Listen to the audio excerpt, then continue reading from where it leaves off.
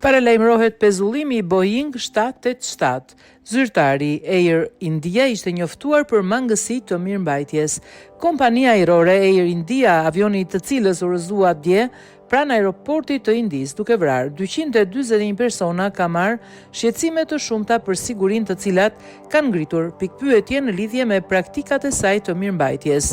Sunat Kaulish, sekretari i përbashkët i Ministrisë Aviacionit Civil, tha se drejtoria e përgjithshme e aviacionit civil i kishte shkruar kompanisë ajrore disa herë për të nxjerrë në pat çështjet e sigurisë dhe inspektimit.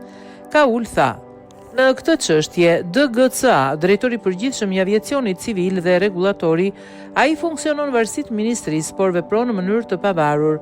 DGCA i kishte shkruar disa herë Air Indias, duke vënë në dukje probleme të shumta, kryesisht në lidhje me sigurinë, gjëra të tilla si inspektimet papërshtatshme dhe lëshime të tjera.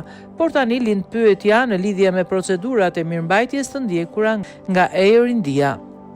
Ekziston gjithashtu shqetësimi për atë që quhet mirëmbajtje linje, kontrollet e kryera nga inspektorët para çdo fluturimi. Sa të ulësishme dhe efektive kanë qenë këto kontrolle tani është në shqyrtim.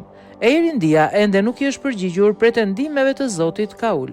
Qeveria indiane njoftoi se po shqyrton mundësinë e uljes në tokë të flotës së avionëve Boeing 787 të Air India, raportoi transmetuesi indian NDTV. Autoritetet po hetojnë një nga katastrofat më të këqija të aviacionit në Indi, një ditë pasi një aeroplan i Air India u rrëzua duke vrarë të gjithë 241 pasagjerët dhe ekuipazhi në bord, përveç njërit, thanë zyrtarët, ndërsa kryeministri Narendra Modi vizitoi vendin e rrëzimit. Qeveria indiane ka nisur një hetim për rrëzimin fatal të këtij avioni të Air India me destinacion Londrën, i cili u rrëzua në një zonë banimi në qytetin veriperëndimor të Ahmedabadit pak minuta pas ngritjes së të enjtes. Pritet kutia e zezë e fluturimit 171 të Air India, i cili është gjetur, ndërsa kërkimet për kutinë tjetër janë në vijim për të zbuluar të vërtetën e rrëzimit të këtij avioni.